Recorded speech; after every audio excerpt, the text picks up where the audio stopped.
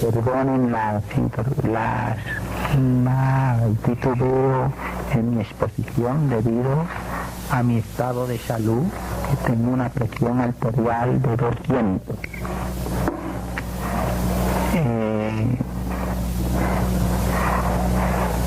Dos o tres días después se suspendió servirme comida alguna.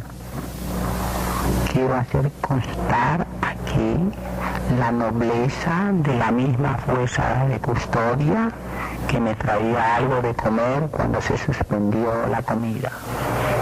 La misma fuerza de custodia por su cuenta.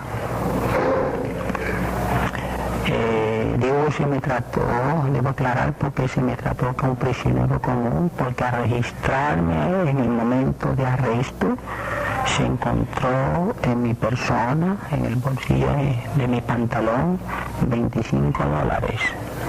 Y el reglamento del cuartel general de la policía es que al que se arresta se le entrega el dinero que tiene y con eso puede comprar comida en cualquiera de los sitios donde se expende cerca de la institución y se le trae y se le sirve. Y a mí estos $25 se me secuestraron y de ninguna manera, por más mensajes que enviaba, me lo quisieron entregar. Me asistió el médico Palmer de la Policía Insular, a quien estoy profundamente agradecido, pues allí me dio una hemorragia nasal y un ataque del corazón, el que le atribuyo yo a la alta presión arterial y a la presión nerviosa en que me encontraba.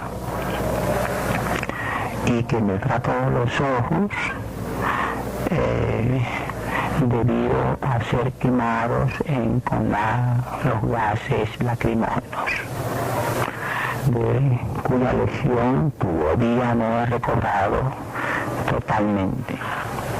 Casi no puedo leer, pues a los 4 o 5 minutos de leer empiezan a llorarme los ojos y tengo que suspender la lectura.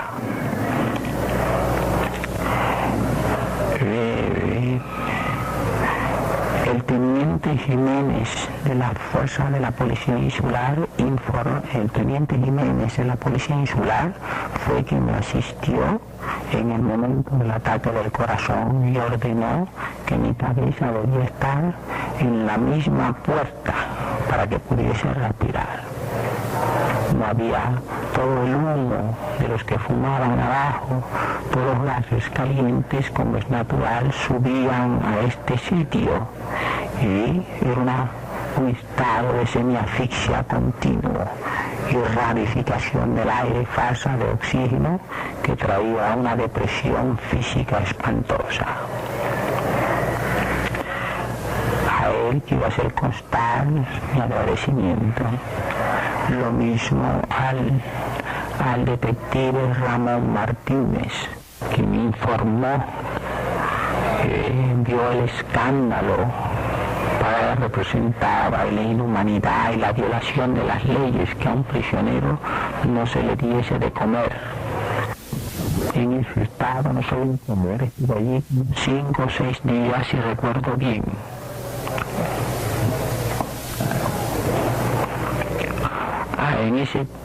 A los 5 o 6 días se ordenó una tarde a comparecer, que fue, dispense un momento, que me trajeron el 14 de noviembre. Creo que el 14 de noviembre, si recuerdo bien. En esa tarde se me hizo comparecer, era un domingo, pueden cotejar sus calendarios. Me parece que fue el 14 de noviembre, se me llamó a comparecer ante los fiscales en el mismo cuartel de la policía. Para los que no saben los trámites a seguir en un arresto en este país, debo aclarar que hay aquí una ley por la cual se puede arrestar a una persona para que declare. Esa persona se le arresta, se le conduce al cuartel general de la policía. Pero la ley dice que la persona puede declarar o no a su voluntad. de acuerdo que hay un derecho que consigna las demás leyes, la ley básica del país que le llaman Carta Orgánica, en que a una persona no se le puede hacer declarar si le incrimina, y cualquier acusado puede alegar que cualquier declaración que se le incrimine y la policía está obligada a ponerla en libertad. Pues, señores, se me condujo en la tarde desde dicho sitio asfixiante, agotado, muerto de hambre, se me condujo debo aclarar que la fuerza custodia actuó nobilísimamente. Quiero hacer constar eso para los fines históricos.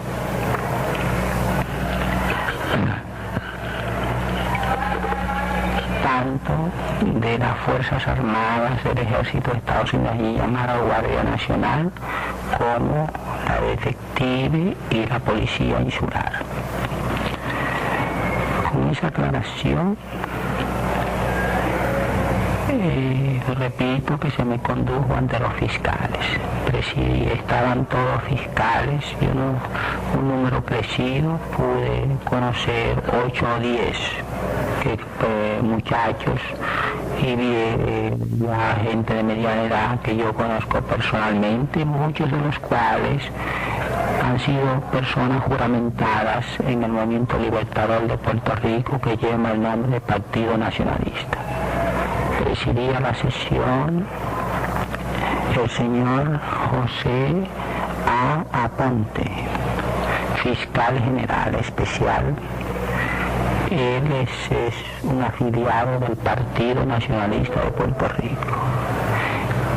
Era el director estudiantil en el año 1936 en la Universidad de Puerto Rico, cita en Río Piedras, Puerto Rico.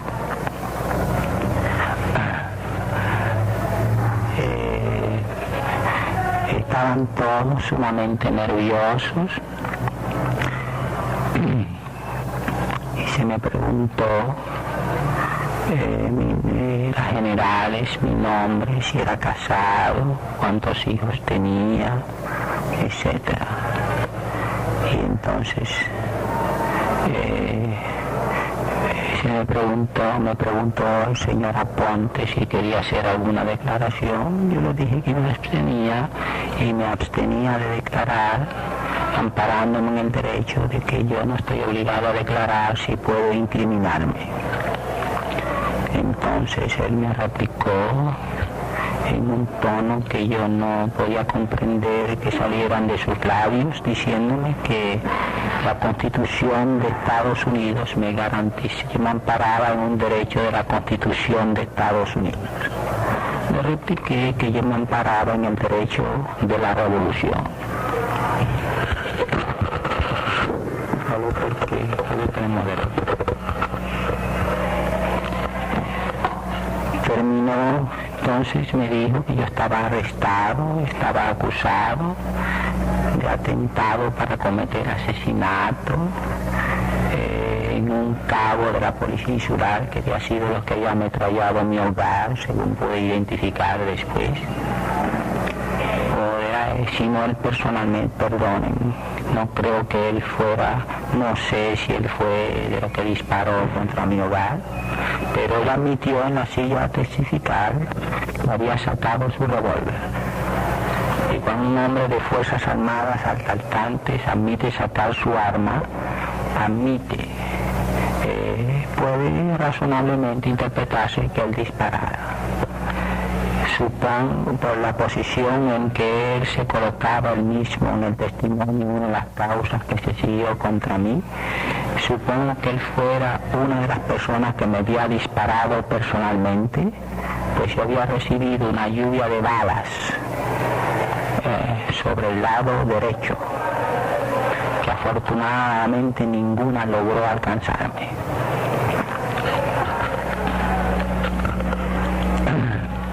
No repito su nombre porque no vale la pena. me dijo también que estaba acusado de las leyes de la mordaza, palabras textuales. Él calificó las leyes que existen en Puerto Rico sobre la mordaza. Es bueno que el mundo sepa que aquí no se puede opinar, que cualquiera que dé una declaración en público por escrito que implique oposición al gobierno aquí de Estados Unidos está preso automáticamente, y que se me fijaba una fianza de $95,000 para estar en libertad provisional. En esas circunstancias, bajo una fuerza de custodia muy fuerte, se me trajo un automóvil a la casa de la princesa, en la cual ingresé. Antes de eso, perdonen, yo les pregunté que dónde estaba el dinero que me habían sacado del bolsillo al llegar allí. Y me dijo el fiscal que lo tenía no sé quién, y dije que no, que el dinero tenía que aparecer antes de salir de allí. Insistí con él, pero con el fiscal general Aponte, pero el dinero no apareció por ninguna parte. Después de haber sido traído a la cárcel, apareció el dinero en la cárcel. El fin era que está claro, que yo no tuviera fondos de ninguna naturaleza mientras estuviera en el cuartel de la policía, para que no pudiera comprar nada con lo cual alimentarme en dicha institución. Considero este acto unos actos criminales más feos que yo he presenciado. Aquí en la cárcel la princesa se me recluyó, como dije antes, en la celda. Hay dos celdas en esta cárcel que miran hacia el este. Una que está al lado norte y otra al lado sur. La del lado norte es más bien una casa pequeña y tiene una sola puerta que mira hacia la azotea que corre hacia el oeste. La del lado norte mira hacia el norte, tiene una azotea al frente y continúa hacia el oeste al resto de la institución. Está por el lado norte, toda la institución está flanqueada por una muralla que aguanta por la parte alta de San Juan, construida por nuestra madre patria España, medalla centenaria, y por el este sirve de base a las murallas de estas dos celdas que he descrito, la muralla oriental que resguarda toda esta institución. En esta celda del lado oeste me condujo mi viejo amigo, don Juan S. Bravo, que es hoy el jefe de esta institución, acompañado de un señor norteamericano llamado, un momentito, Mr. Calle, K-A-Y-E. Ese es. El nombre completo de él es Conrad Kay, lo pronuncian Kay. Sí. Y se me dijo que tenían órdenes de ponerme en la celda esta del lado norte y en la parte este del edificio. No, afuera está bien. Afuera está bien, afuera no molestan. Dispense. Pues se me puso allí solo, en confinamiento solitario. Se me aclaró que yo estaría en confinamiento solitario e incomunicado.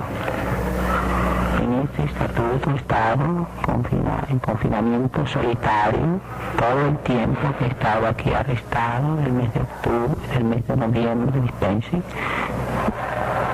o sea, del 2 de noviembre de del 14 de noviembre de 1950, ¿hasta cuándo fue? Hasta el viernes, que era viernes último.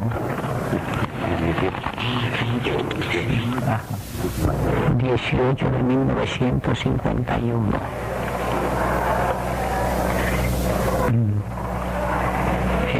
De esa celda fui trasladado a la celda que mira al sur.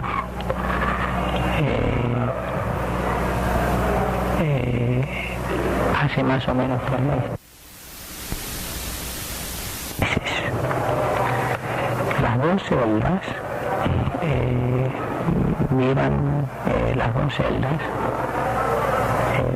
La celda que fui, dispensen, en la celda norte donde estuve había una ventana con barras y resguardada de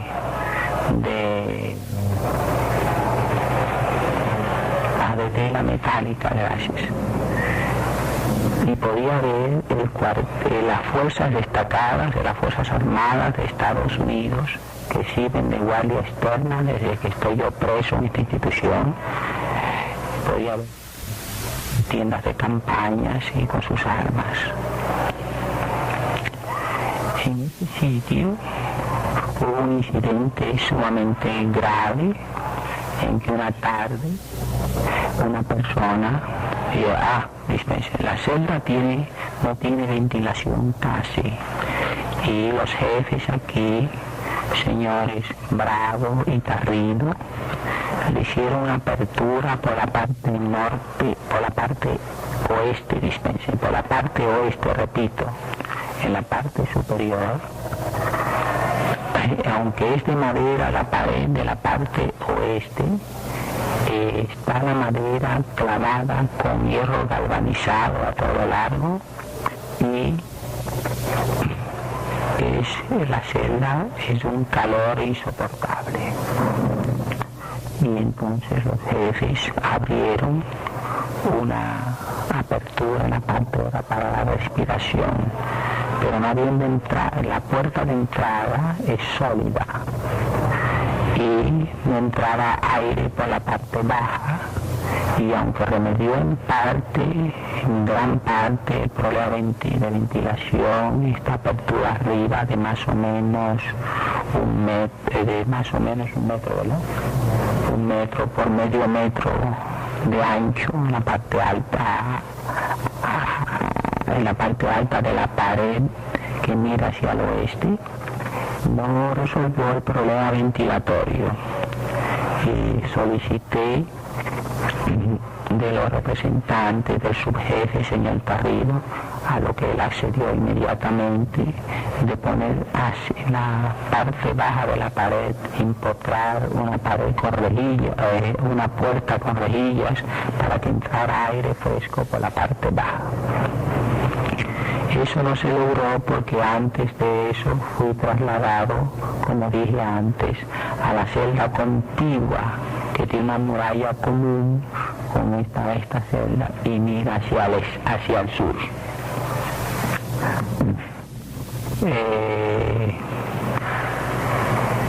Antes de ser trasladado hice un informe oficial que fue motivo de una investigación del Departamento de Justicia llevada a cabo por el fiscal Meléndez Lima, a petición inmediata del jefe de aquí, don Juan Bravo.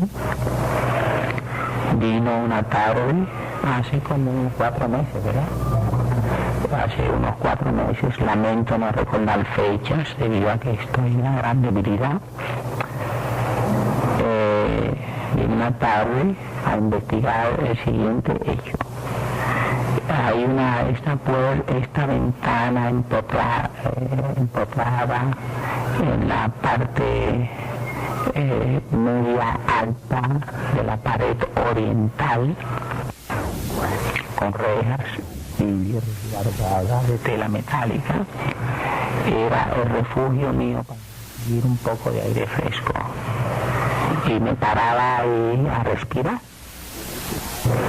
y parece que estaban pendientes de dispararme en esa celda. Según un poco tiempo de haberme retirado de la puerta, se oyó un disparo, hubo un disparo que dio, está bajando a toda fuerza ahora.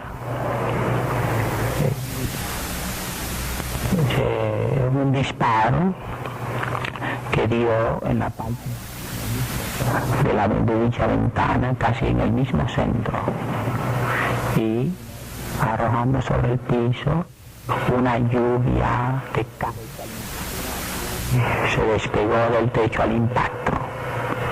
Lo presencié, vino a ver, hizo una inspección, los jefes, señores Bravo y Carrillo y otros funcionarios de la institución dieron una investigación.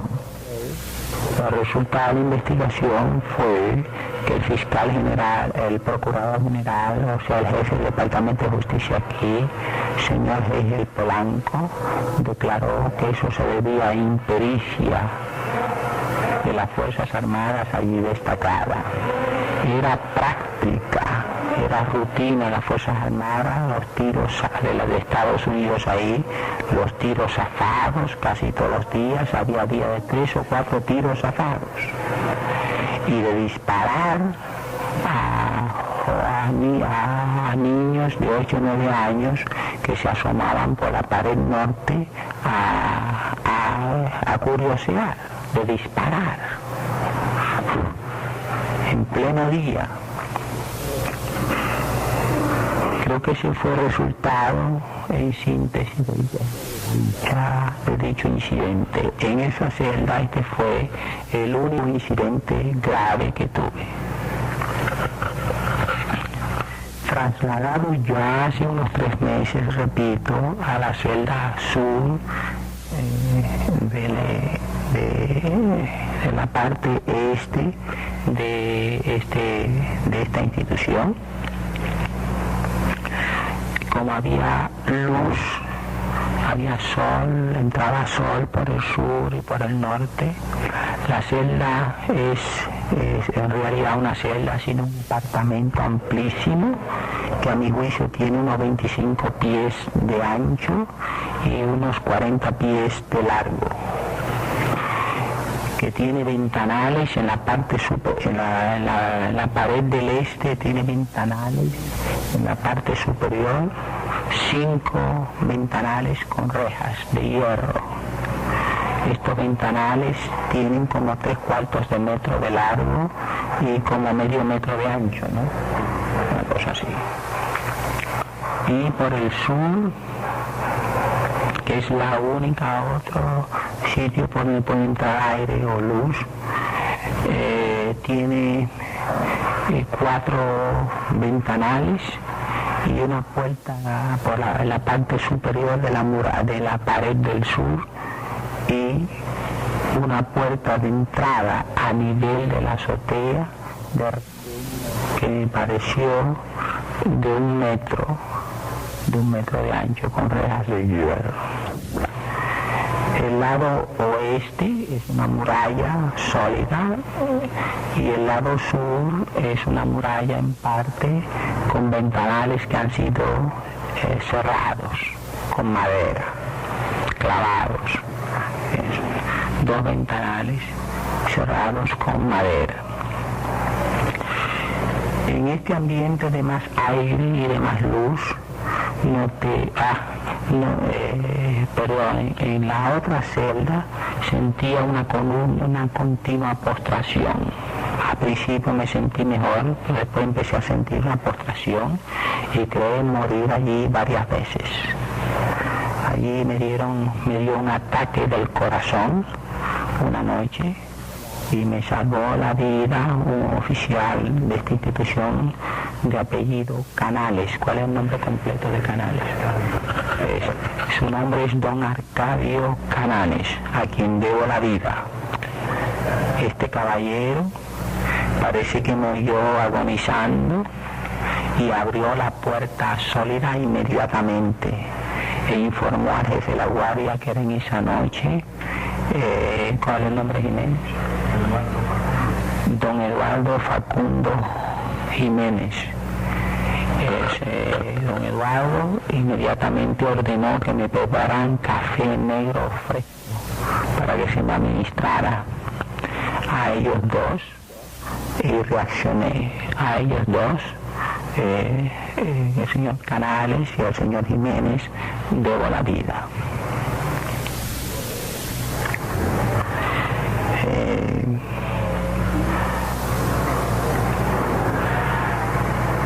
No recuerdo si tuve varios dolores del corazón en ese sitio, pero siempre callé y postraciones que creí morir sin informar, que nunca informé a nadie porque me parecía que en las circunstancias de presión que había era muy difícil la posición de la administración y yo no debía aumentar sus dificultades.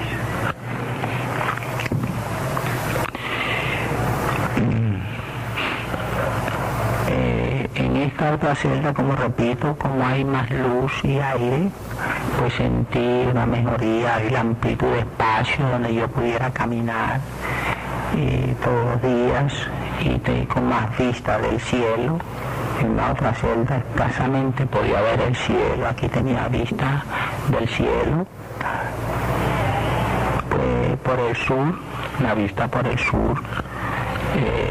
Hago constar que por la pared que da al este, o sea, la pared que mira donde están destacadas fuerzas militares de Estados Unidos, no es posible la vista, puesto los ventanales están empotrados en la parte superior de la pared, que debe tener por lo menos 20 pies, ¿verdad? Y en este ambiente me sentí mejor. Pero poco después me empecé a sentir muy mal, una descomposición general del estómago, de imposibilidad de digerir nada, todo lo que comía, pues me daba diarrea. Me daba una diarrea que empezaba con un cólico terrible de momento y se vaciaba el intestino con una violencia espantosa. Y después esa diarrea me continuaba todo el día con pujos. Estaba como a veces que tenía que ir al inodoro 10 veces, no menos de 8. Y para mitigar el dolor tenía que ponerme cataplasma de mentolato en todo el vientre. Y se veía que el hígado tampoco me trabajaba, pues sentía amargor en la boca continua y tenía que estarme lavando la boca con pasta de diente continuamente para ver si podía salir este amargor. Y empecé a sentir una pérdida de la memoria, una debilidad general, un estado de postración, imposible de explicar en un ambiente tan sano por naturaleza. El médico de esta institución, que es una nobilísima persona, el doctor Hassim, H-A-C-T-Z-I-M, me atendió lo mismo que los practicantes, como que se fue los cirujanos menor Arana y ahora el cirujano menor Echevarría, todos pues muy solícitos por mi salud, lo mismo que la administración, pues no podía remediarse la situación. Me repetía este estado gastrointestinal con la violencia que he descrito y todo desagradable, sin poderme alimentar de nada.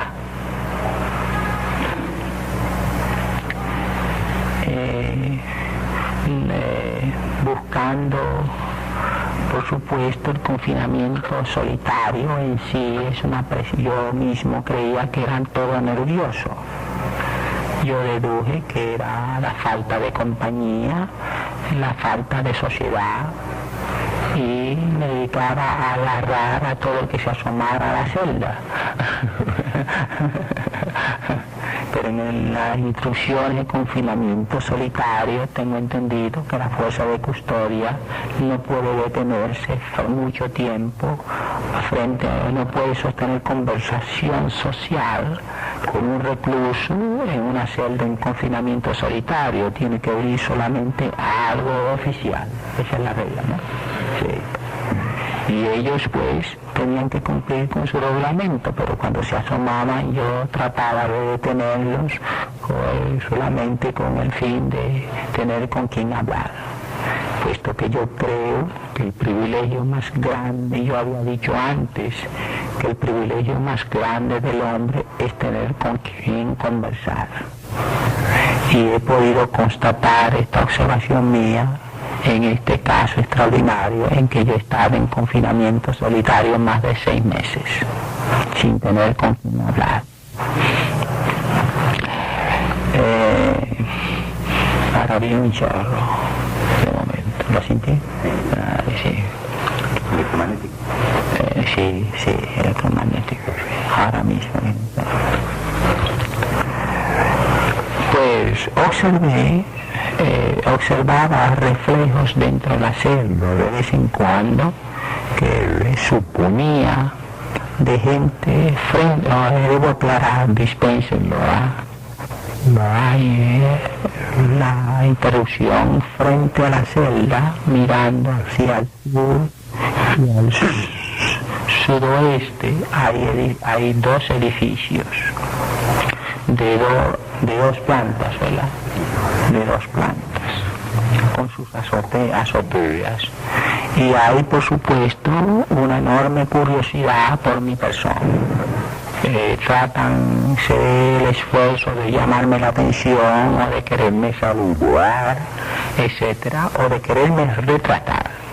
He visto personas con binóculos en las azoteas y con cámaras telescópicas en las azoteas de ambos edificios, y con personas con los que llevan estos aparatos queriéndome llamar la atención con pañuelos de colores, algo llamativo.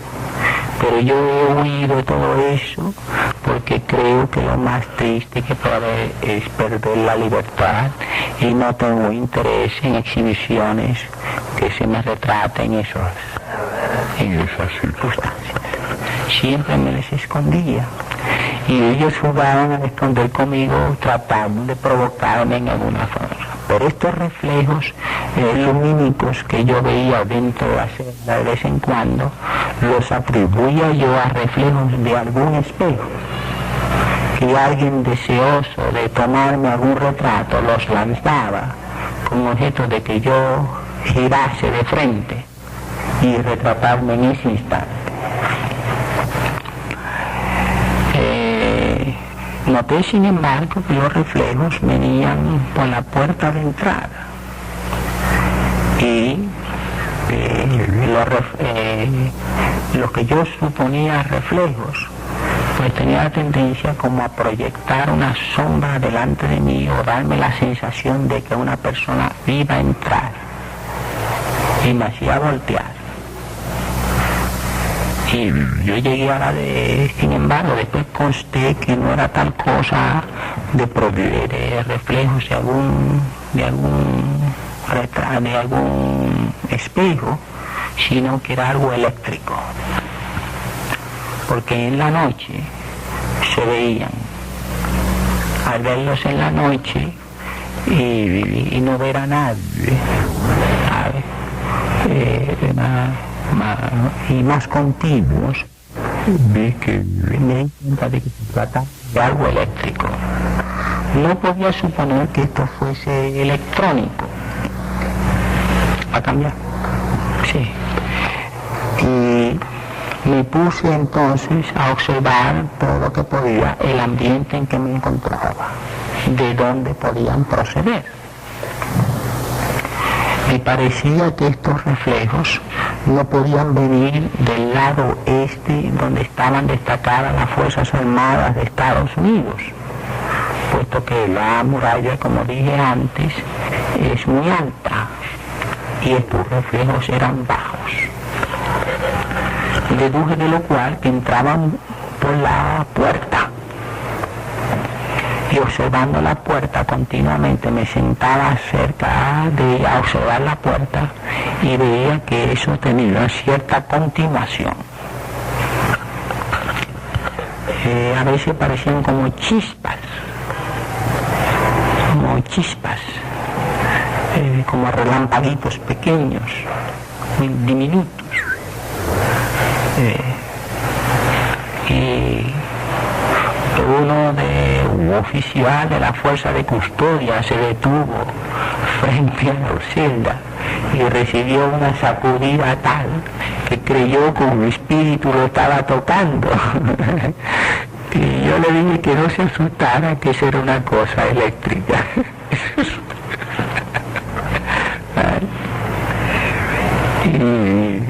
Pero no creía que se tratase de nada electrónico, sino de alguien que dice, o mejor dicho, supuso entonces que por la proyección que se tratara de un experimento electrónico. Pero no podía imaginar de que el fondo de este asunto. Debo repetir que mi depresión física pues continuaba a paso veloz. Me sentía que parecía talmente que iba a morir, pero casi todas las noches sentía como un estado preagónico, casi todas las noches, estado preagónico. Tal era la debilidad, casi no me podía mover, me movía por necesidad, pero esto se me intensificaba, este estado se me intensificaba en la noche. Empecé a observar, como dije antes, las luces que entraban, y sobre el techo, que es de madera, con una columna vertebral que se tiende de norte a sur y que sostiene parte del techo hacia el este, hacia el sur y hacia el oeste.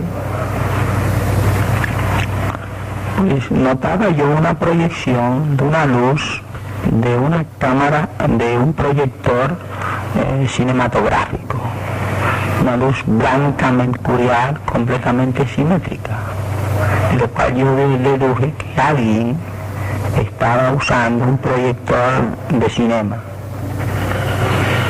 por allí cerca, pero notaba que esto era casi continuo. No sabía por qué, y quizás, dije yo, quizás alguien está haciendo algún experimento cinematográfico cerca de aquí, y hay la coincidencia que puede entrar aquí la luz. Una cosa completamente cinética, una luz mercurial típica de la luz de cinema, para que la figura salga clara. Y entraba otra luz, también de la misma simetría, si él va a descansar. Entraba otra luz, había simetría, de oro viejo diluido, ese color, parecía un oro viejo.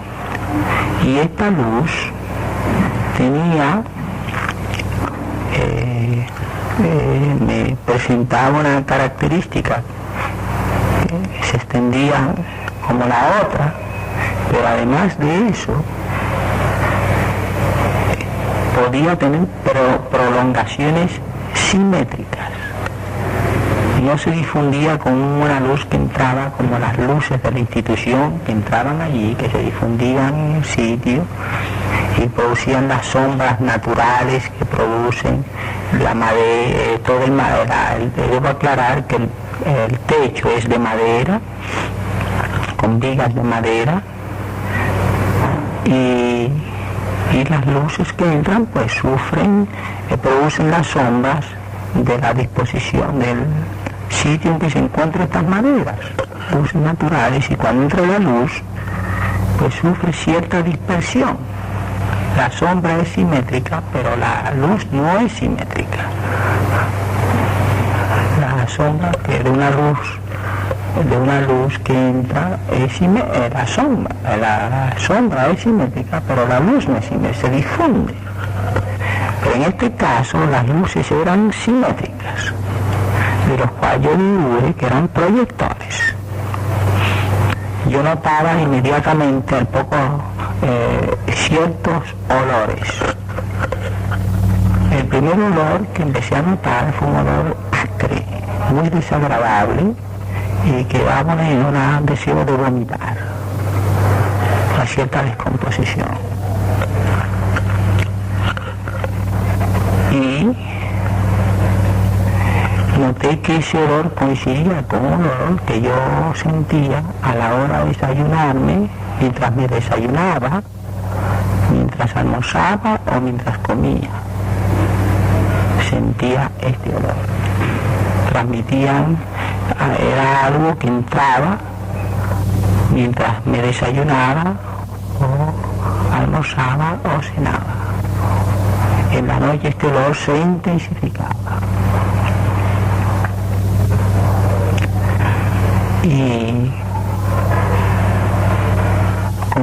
me pareció que se trataba de algo electrónico. Que cuando la luz, al ver esta luz color oro diluido, oro viejo diluido, que se extendía, no como una luz corriente, sino la extensión de la luz era también simétrica. Sobre todo el techo, en un techo que no tiene ninguna simetría, que es un techo viejo, con un espinazo de madera, que se extiende al este y termina en botaguas que tienen de distancia de la pared más o menos 2 pies. Para la luz entrar, para entrar una luz allí era muy difícil. Tenían que entrar por debajo por los resquicios que existe entre el techo y la pared.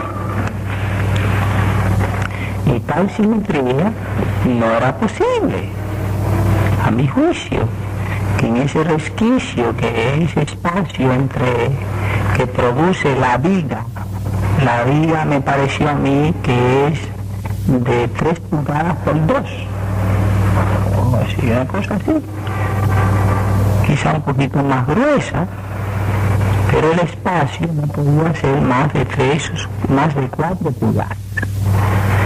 Y para una luz de arriba no podía entrar, tenía que entrar a un ángulo de abajo.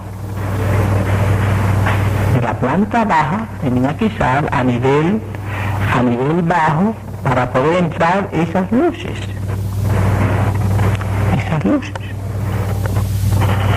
Debo aclarar que empecé por decir que el apartamento tiene una luz, una bujía corriente, creo que de 60 watts, que yo nunca enciendo debido a que no resisto la luz de noche. Esta sensibilidad la he tenido agravada desde que recibí gas, que la presencia de luz me hace me llena los ojos de lágrimas. Y para satisfacer los reglamentos de la institución de que va a haber una luz dentro, en el apartamento que estuve primero, la administración autorizó que se pusiese una bombilla pequeña azul. Así se satisfacía el reglamento de que la guardia pudiese verme en cualquier momento y si había cualquier cosa extraordinaria se pudiese entrar sin tropezar. Y aquí pues no había que prender esa luz debido a que continuamente está un cuarto de servicio y en ese cuarto de servicio hay una luz encendida día y noche. Y los reflejos de esa luz eran suficientes para iluminar todo el apartamento lo suficiente. La camita donde yo dormía la coloqué como a 6 pies de la puerta, ¿verdad? Sí, como a 6 pies de la puerta, cosa de recibir el aire fresco. Cosa que la cabeza, 6 pies de la puerta, pudiese recibir el aire fresco. Y como toda la azotea está iluminada, por la puerta entra suficiente iluminación que la guardia podía verme sin necesidad de ninguna luz más. Es decir, que la bombilla que estaba en el techo, la bombilla puesta allí por la institución, que está en el techo de 60 watts, no había que encenderla, pero servía para una emergencia, que hubiera que hacer luz en cantidad suficiente, servía para eso. El techo me pareció que del nivel del piso tendrá como 40 pies. Sombra natural de momento para engañar a uno y resumir entonces. O tener un proyector que proyecte una sombra natural por una cámara cinemática y sobre esa figura, sobre esa imagen, hacer la proyección electrónica según la hacen cuando hay la luz solar o una luz eléctrica funcionando, y así disfrazar la proyección electrónica. ¿Algo claro en eso?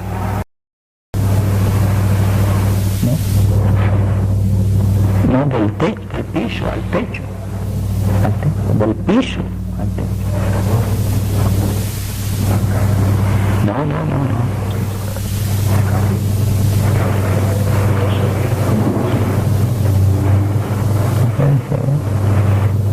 Si la pared tiene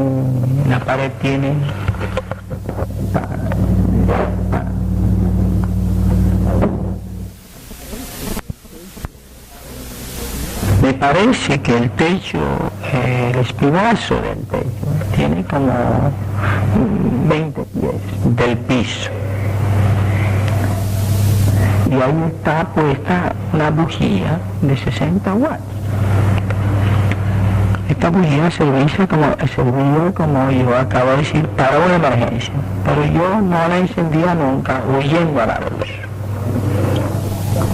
Y con estas luces que diariamente entraban, pues quedaba completamente iluminado el apartamento. No necesitaba luz, ¿verdad? Me alumbran el techo y no me molestan como luz. ¿Ah? Eran inevitables. Yo noté, sin embargo, que estas luces entraban casi siempre simultáneas con las luces más fuertes de la institución, con las luces externas más fuertes. Esta coincidencia de la simultaneidad de la entrada de estas luces simétricas de fuera con las luces de la institución empezó a ser sospechoso. Y me puse a observarlas en el momento en que entraba. Y parecía una coordinación entre el que encendía las luces de la institución y el que encendía estas luces simétricas. Eran simultáneas. Todos los días. Y la institución instaló una bujía poderosísima. ¿De qué tanto hace la luz? Instaló una bujía de 150 watts en la esquina sureste del apartamento afuera. Esta luz pues tenía, por supuesto, ciertas proyecciones dentro del apartamento. Y empezaron estas proyecciones simétricas lumínicas cada vez que se encendía esta bujía. Después la institución hizo una instalación en una muralla como de 6 pies, ¿no? Que está que resguarda la azotea por el lado sur. Y en la esquina sudeste de esa muralla instaló un foco poderoso, también de 150 watts. Esta luz entraba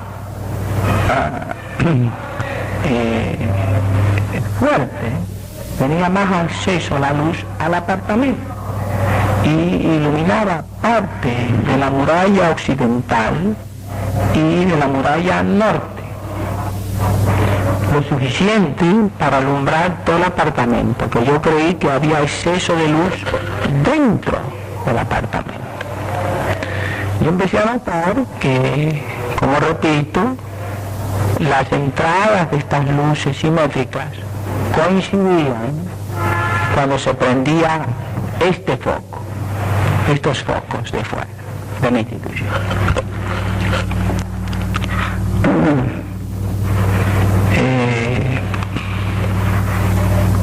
Empecé a notar,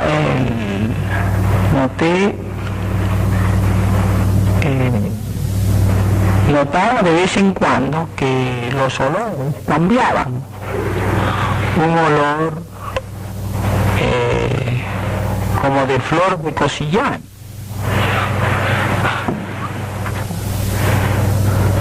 un olor no grato pero no ofensivo, como el olor que sentimos ahora, como de flor de cosillana.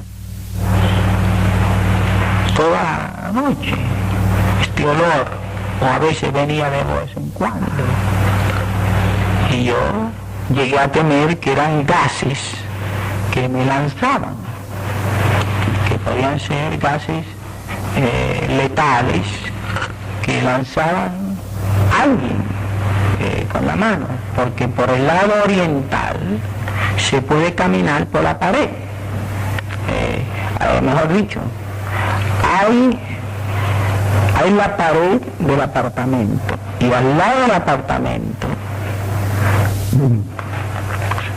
hay la pared del apartamento no es rasante hasta abajo, sino que a cierto nivel, como 6 pies, se extiende hay otra parte de esa pared, tiene más amplitud, como algunos pies más, y yo he visto la guardia caminar por allí para observar. Yo creía que era un paso hecho por el lado oriental para que la guardia pudiera pasar en cualquier momento. Y yo he visto reclusos trabajando en las instalaciones eléctricas. Cada vez que ha habido que hacer alguna reparación, por allí pasan. Y yo, como están instaladas las Fuerzas Armadas de Estados Unidos al pie de esa pared, supuse que quizás alguien pudiera subir y echarme cualquier cosa en el apartamento, cualquier cosa gaseosa, cualquier gas letal. Y con la desconfianza natural que se tiene de fuerzas enemigas. Pero no podía identificar nada y nunca informé la presencia posible de estos gases.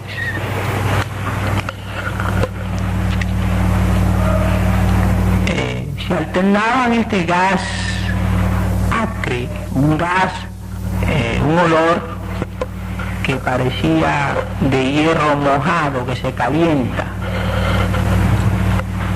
o este olor que parecía de cosillana, de flor de cosillana, que no era tan ofensivo, pero no podía determinar su fuente. No podía asociarlo tampoco con nada electrónico, como había asociado las proyecciones sobre la puerta frontal del apartamento.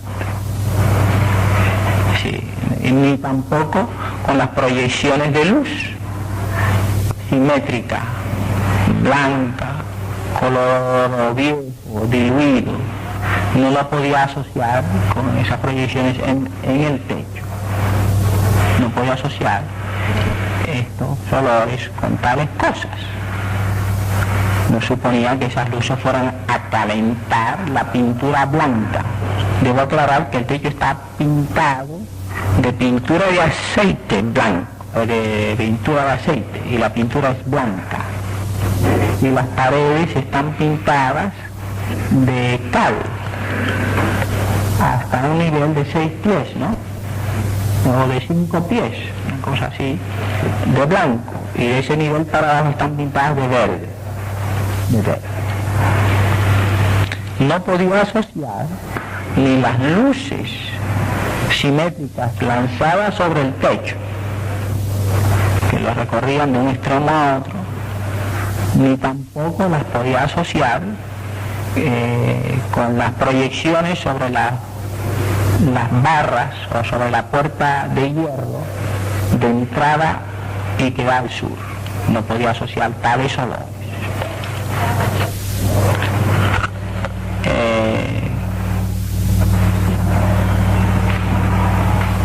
Y nunca lo informé. Y bueno, puede ser también de flores en los contornos, porque hay árboles cerca. Hay árboles cerca allí. Puede ser que esos árboles dieran algún olor, estas flores o algo. No veía flores. Los vi florecer varias veces. Los vi florecer últimamente y me alegró muchísimo verlos florecer, un árbol allí. Y cogí muchas flores que cayeron en la azotea y el viento las sopló dentro del apartamento, las cogí para olerlas, a ver si el olor que expedían podía ser parecido a los olores, pero nada, no coincidía, no eran de las flores. Bueno, puede ser que yo esté sintiendo olores que no existen. Además, en el departamento de servicio hay un punto de descarga del servicio sanitario de la celda contigua. Hay un paso, una apertura para que descargue el lavado de la celda contigua. Y me explicó el plomero de que el punto de recepción de eso era parte de un respiradero del servicio sanitario de mi propio inodoro. Y yo dije, bueno, puede ser que todo esto se mezcle aquí y produzca un olor especial que yo no sé, ¿no? ¿Sabes? Olores feos. No coincidían los olores feos esos del servicio sanitario con nosotros. Nosotros no teníamos ese aspecto.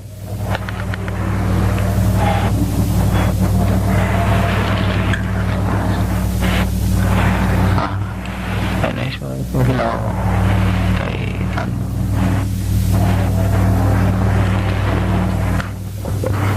Estoy tratando los preliminares.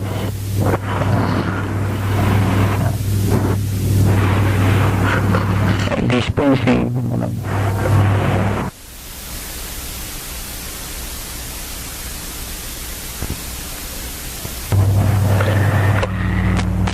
En la noche del miércoles, a prima noche, como a las 7 de la noche, el miércoles 8 de mayo de 1951, o sea, de este mes corriente, y que estoy hablando, el 21 de mayo de 1951. Como a las 7 de la noche por ahí,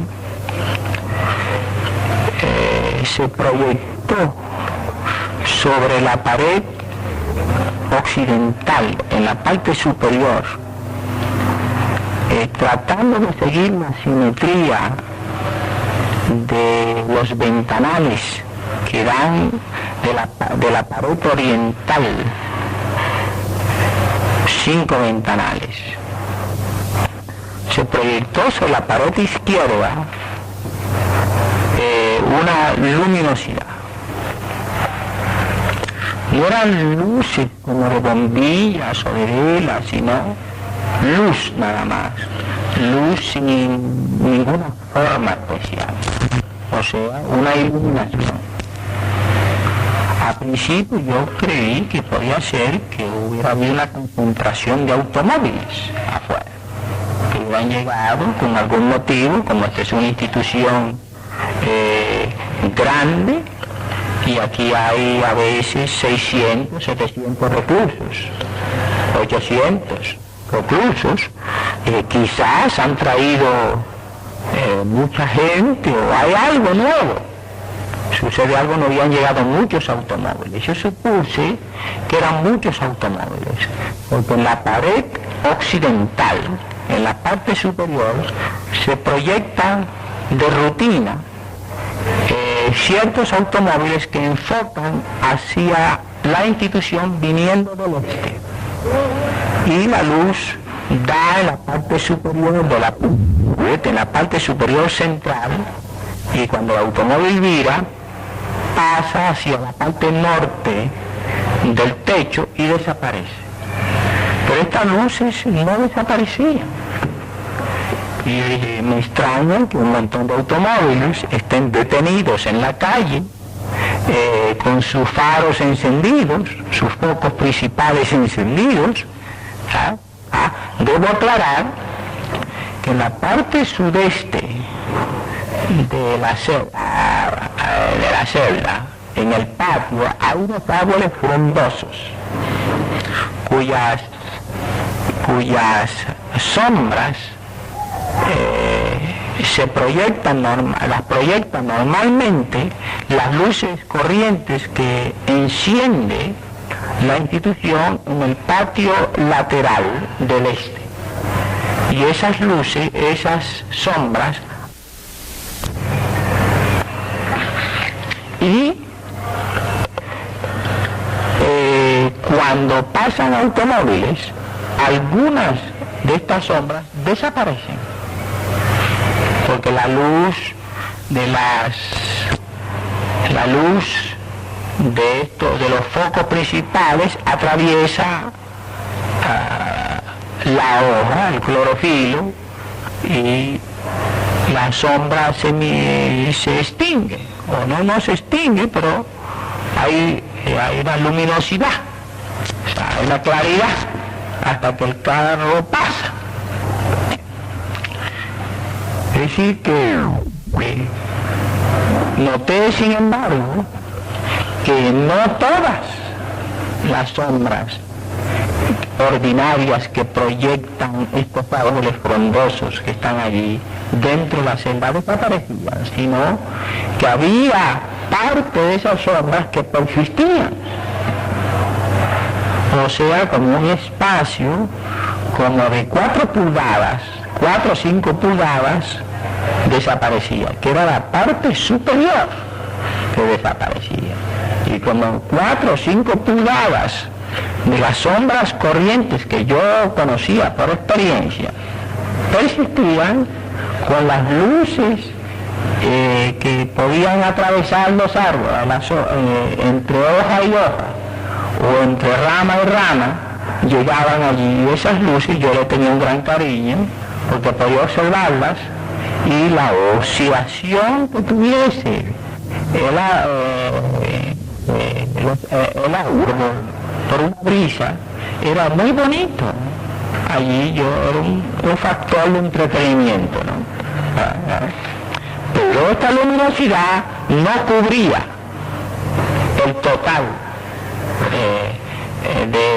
de esas sombras, que venían por supuesto en bloque simétricos a través de los ventanales, y se reflejaba la sombra en bloque según el ventanal, ¿no? Eran 5 ventanales del este y por ahí venían, pero por lo demás ventanales del sur no entraba ninguna sombra, ¿sabes?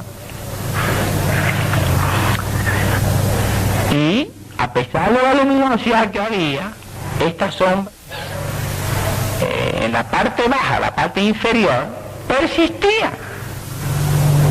Y digo, aquí hay algo electrónico, hay algo. no son automóviles ni nada. Y yo puse el oído a ver si algún automóvil sonara, llamaba la atención, pero nada. Y persistí. Pero noté entonces que los 5 ventanales, pues, esta luminosidad empezó a intensificarse y a tomar distintos colores, desde el oro derretido, pero no como pintado, sino como estuviese derramándose, una realidad y un fenómeno que está derritiendo oro y está brotando, como si la pared hubiera tomado fuego en ese punto y fuese a destruirse todo, fuese a encenderse todo. Y noté entonces, y así muchos colores violáceos,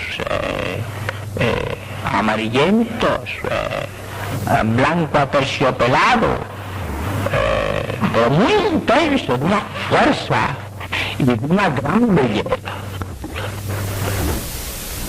Y me estuvo curiosísimo el fenómeno. Y yo seguí observándolo tranquilamente en mi cama hasta ver qué había. O sea, estuvo un fenómeno sumamente extraordinario. Y luego esto es electrónico. Parecía talmente que toda la parte superior iba a encender, se iba a derretir la fuerza de esto.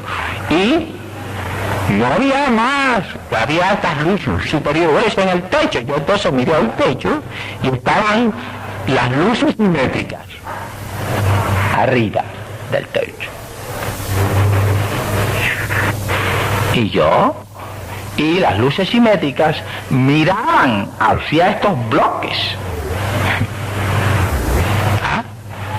Los ángulos, las luces simétricas esas tomaban cierto ángulo, no directamente de este a oeste, sino más bien del sudeste al noroeste, con ciertos ángulos, y coincidía la proyección de la parte superior de la pared a la amplitud de esta proyección de las luces de arriba. Yo traté de llamar la atención a la guardia sin hacer ruido, pero parece que estaban lejos y cometí el error de hacer la llamada con el candado de la puerta del frente, que es la forma rutinaria de llamar la atención a la guardia. Ven acá, ¿eh? ¿Está bien? Sí. ¿Ven acá?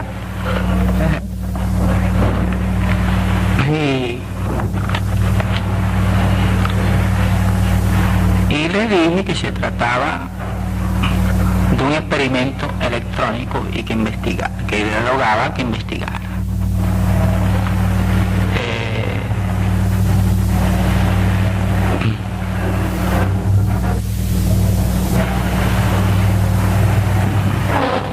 Eso fue el miércoles, mayo 9 por la noche.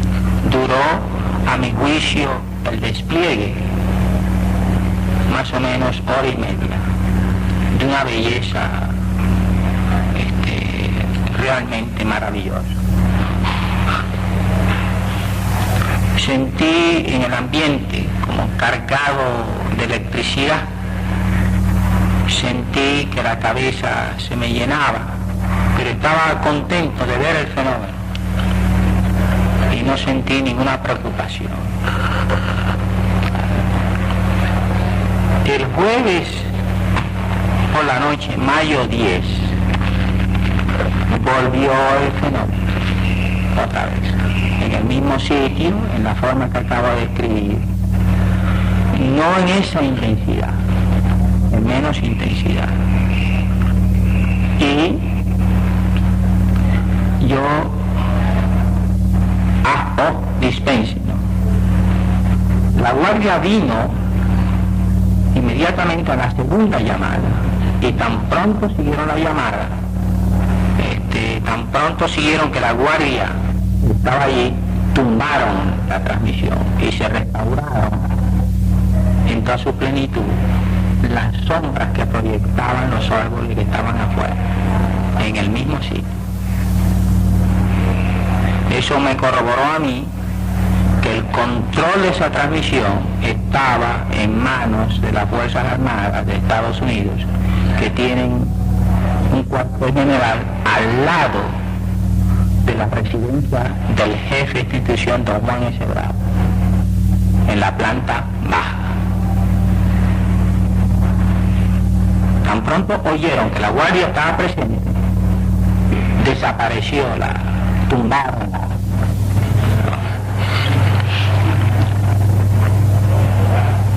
y corroboré que todo lo que yo decía arriba se oía abajo, como todo lo que ellos dicen abajo se oía arriba, porque la voz sube por la muralla. Pero yo tuve entonces por primera vez la prueba de que ellos seguían con mucho cuidado todo lo que yo dijera arriba. Y cuando sintieron la presencia y la voz, cuando el candado tocó 2 veces, la primera vez tocó 2 veces, tumbaron enseguida y le escribí una carta al jefe explicándole el fenómeno de una gran belleza. El jueves por la noche, cuando la guardia vino al otro día, cuando la guardia me preguntó si había visto algo, dije que no, en voz alta para que ellos oyeran, a ver qué iban a hacer. Yo estaba jugando con ellos y ellos jugando conmigo, ¿no? Un juego de la vida, ¿no? O sea, cosa entretenida. Y para ver el fondo de todo eso.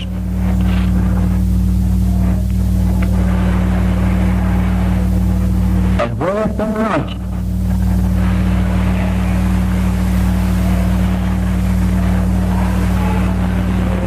sí, el jueves por la noche, volvieron al experimento, pero no en esa intensidad, repito, en otros matices, con una gama más suave, no en la intensidad del miércoles. Y yo informé que no había visto nada. Lo dije en voz alta para que lo oyeran. No visto nada. Así que el viernes por la noche, mayo 11, volvió a la cosa. Inmediatamente que se incendió, eso siempre empezaba, como repetí antes, a encenderse las luces principales de la institución, las luces más fuertes.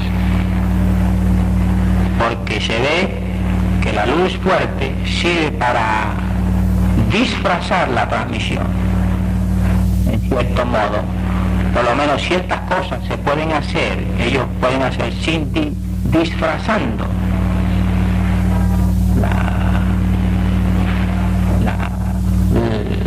la proyección electrónica. Si la luz es fuerte, como se pasa durante el día, cuando hay sol, se puede hacer ciertas cosas sin revelar una carga, un ataque electrónico, como ahora, como estamos aquí en esta institución. Ahora, el viernes por la noche, empezó a la prima, por supuesto, a encenderse las luces principales del experimento. Pero en todas sus fuerzas se llenó el ambiente de una carga eléctrica.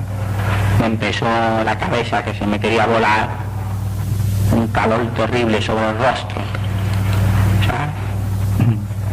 Y le escribí al jefe 2 cartas esa noche. Una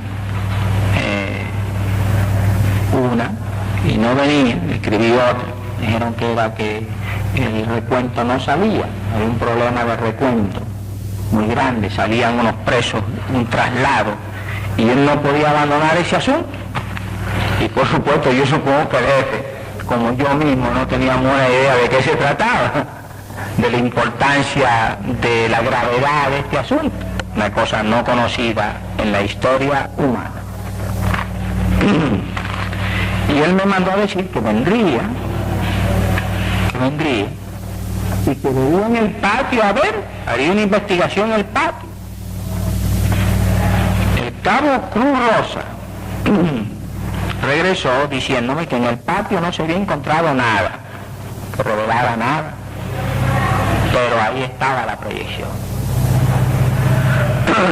No podían tumbar la proyección por la sencilla razón que había un problema técnico que ellos no podían resolver sin revelarlo todo. Y era la división, la muralla, el trozo de muralla que dividía dos ventanales de la parte superior de la muralla oriental. La sombra de esos ventanales por la muralla occidental. Eso, en la luz natural, esa sombra de las divisiones entre ventanal y ventanal pues aparecían continuamente. Pero esa sombra ellos los reducían. Si había un automóvil que pasara, las mitigaba, pero no las borraba. O mejor dicho, si las borraba, pero cierto número nada más, las del centro, una o dos, además quedaban intactas. Pero al borrar la sombra a ellos, al borrar por la transmisión esta electrónica,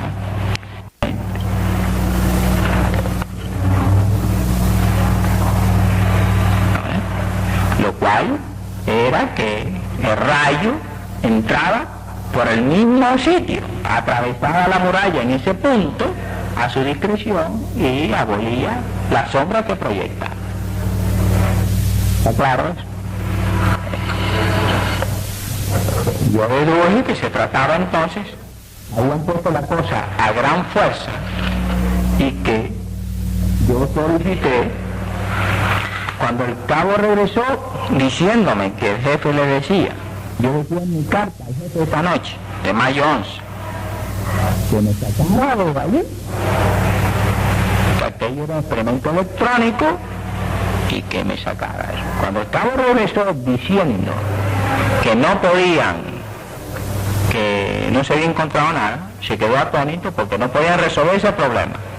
Abajo, los técnicos electrónicos se habían encontrado, querían corregir eso, trajeron hasta automóviles, porque yo vi las luces de automóviles, o ellos hacían proyecciones que simularan automóviles que pasaban. Hicieron muchas proyecciones simulando automóviles que pasaban, pero como yo sabía a la altitud que las proyecciones normales de los automóviles pasaban, sabían que eran de ellos.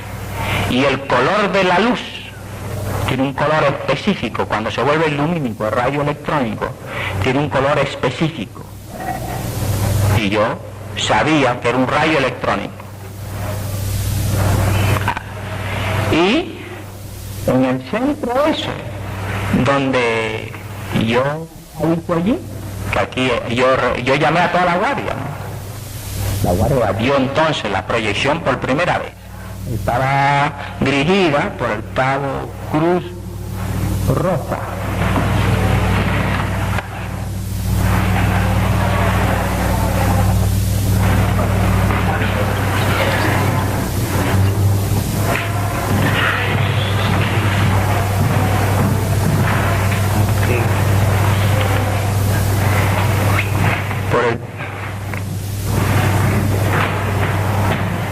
Un momentito, para.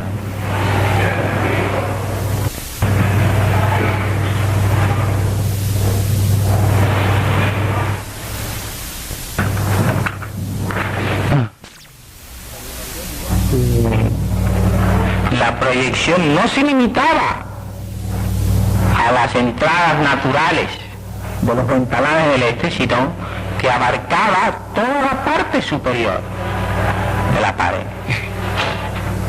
Lo cual yo deduje que me buscaban la cabeza.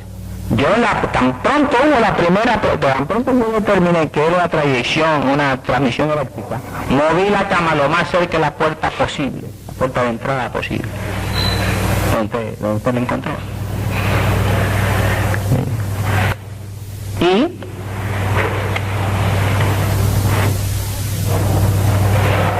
cuando el cabo vino a decirme que no me encontraba nada, abajo se quedó atónito porque había un paro. Ellos no podían,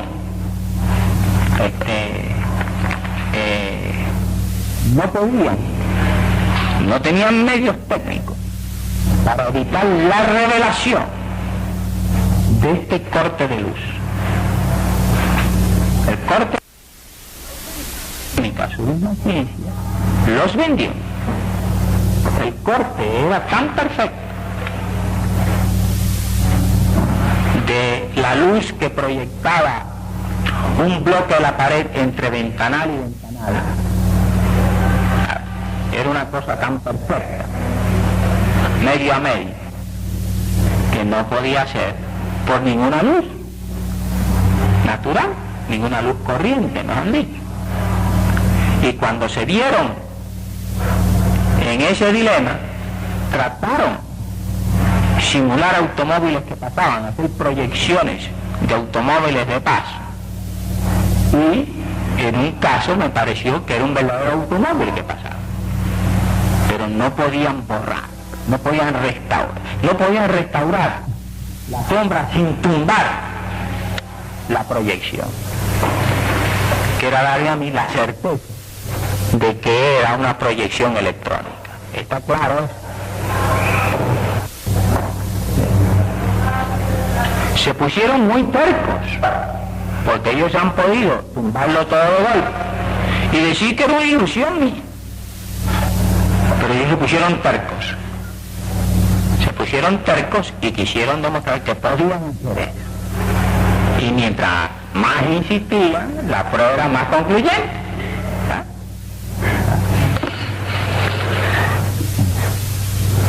Aclaré antes que las proyecciones antes de mayo 11, del día de mayo 11, espérate, no de viernes, dispense, miércoles, jueves, sí, del viernes, mayo 11, cubrían solamente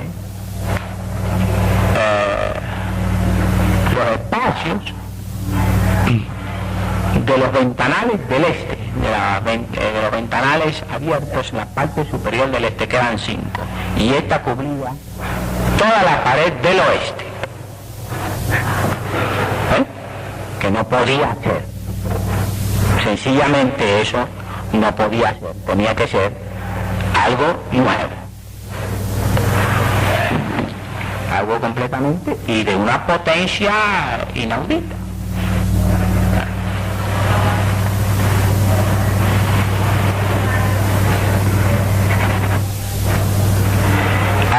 Yo llamé a la guardia por segunda vez. La guardia informó que no había una investigación, que habían hecho una investigación y que no había nada. Yo llamé a la guardia en ese momento para que se me sacara el acerto. Y al no responder la guardia, yo levanté la voz. Entonces vino la guardia y le entregué la segunda carta para el jefe.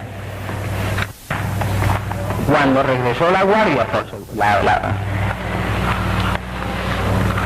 cuando regresó la guardia a informar que no había encontrado nada en el patio, se quedaron atónitos porque la proyección estaba ahí. Y cualquier lego podía haber, que no podía haber bloques de proyecciones más de las aperturas de los ventanales que había en la muralla del este. Doctor, fue aquí describiendo para quemarme todo y proyectan sobre esto aquí para quemarme todo, proyectan sobre esto aquí para quemarme la cabeza y proyectan ahí para quemarme todo. Esa es la situación. Y donde quiera que vaya inmediatamente, no hay ningún punto en este sitio donde no hagan la misma concentración.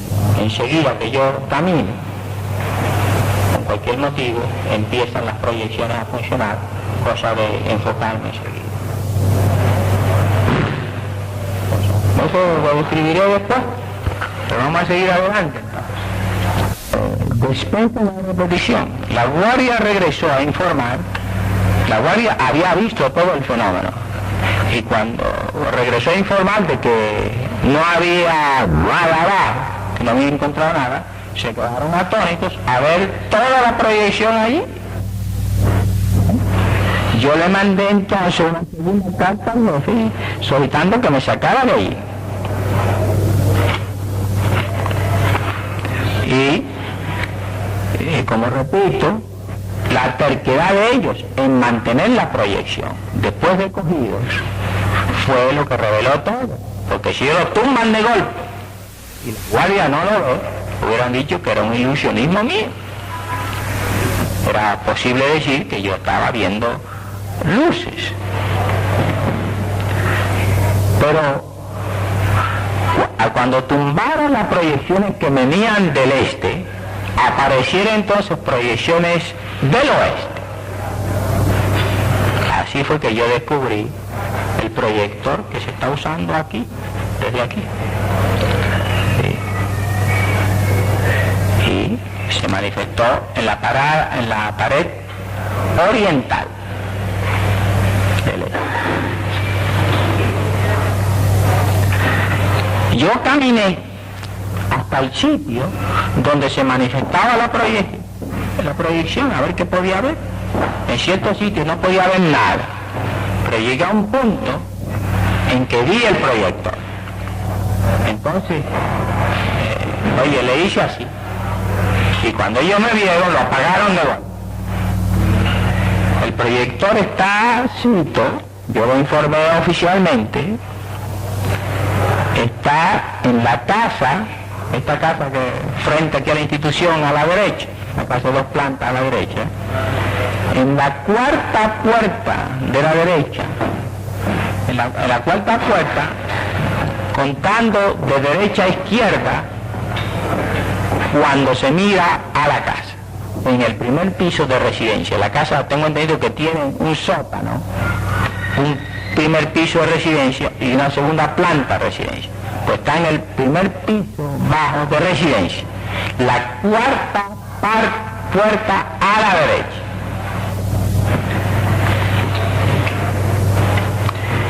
Entonces llamé al jefe de la guardia esa noche. No fumen, hijo, te ruego. No fumen, te ruego que no ruego.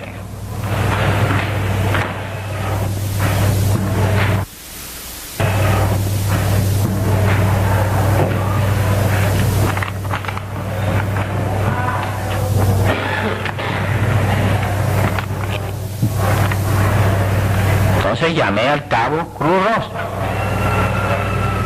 El cabo Cruz Rosa, lo llamé y él vio el foco. Entró hacia él y él lo vio. Se quedó atónito. Le dije que fuera a buscar al jefe para que lo viera.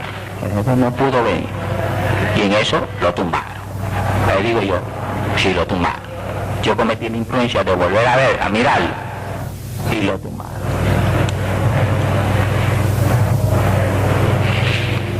Yo hice un informe que está allá en la oficina sobre eso.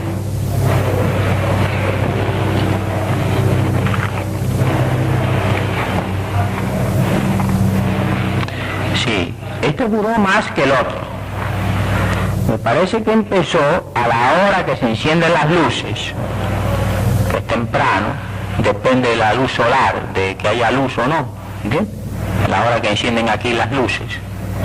Pero sé que duró hasta las 11 de la noche.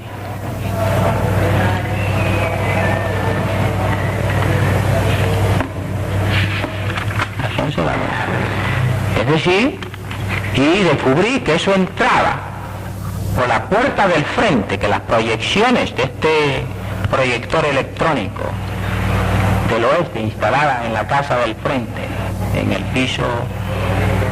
primer piso, entraba por la puerta del frente, donde yo dormía en la cabeza, y entraba por un ventanal que tiene el cuarto de servicio.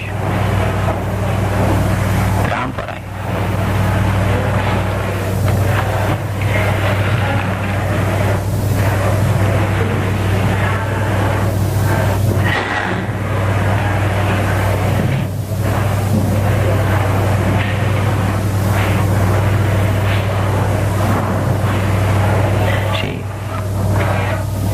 El sábado mayo 12 continuó el ataque.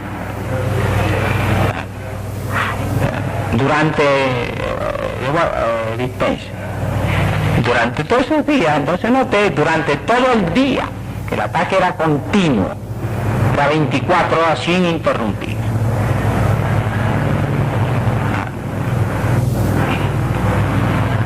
Notaba de día que las sombras no eran naturales. Debo aclarar que ellos tratan de producir sombras artificiales para engañarme. Supongo usarán una lámina de plomo, que es lo único que es de las cosas que yo sé, que decían, no sé, hoy habrá cosas nuevas. Tratan de producir sombras artificiales, pero se ven que no son sombras artificiales, pero que no son sombras naturales. Pero después parece que tienen un método de dar la apariencia de sombras naturales, que la técnica ha avanzado tanto que aparece como sombras naturales. Parece que pueden tumbar mi deducción sin aparatos y sin nada, que pueden tumbar las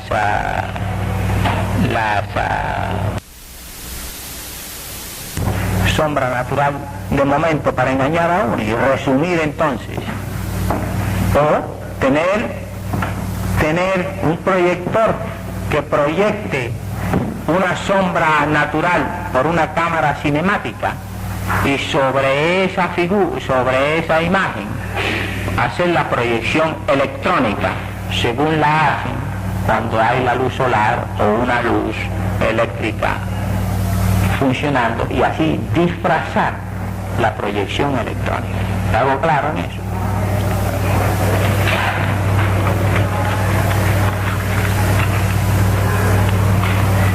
El sábado por la noche funcionaron proyectores desde el oeste y desde el este. Fue un despliegue de luces en toda la celda. Precioso. Satanás puede ser muy bonito.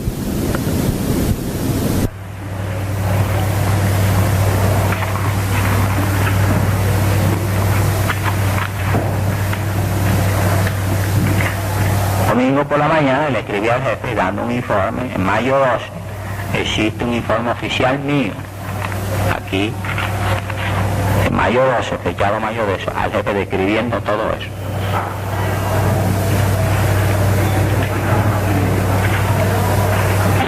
Es decir, que cubrían entonces descaradamente toda la celda oriental, la celda occidental y todo el techo, pero un derroche de luces y de fuerza.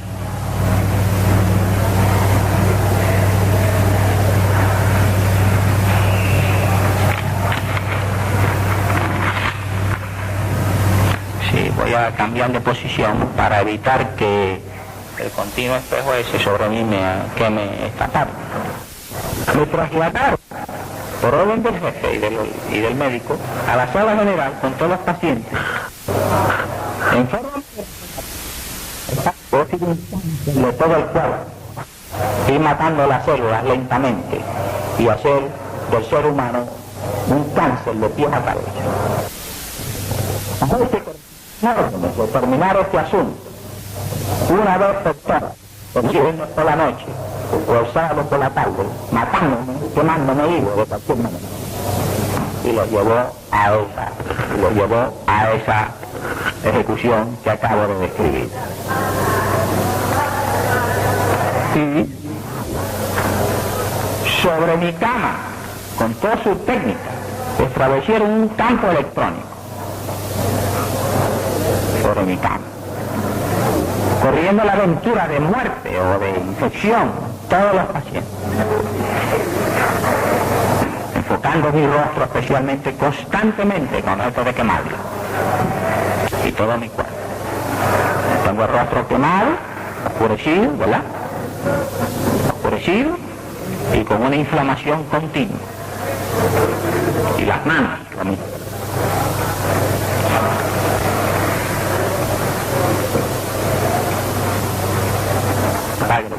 Yo me paro. Tengo que refugiarme en un banco al lado de la guardia,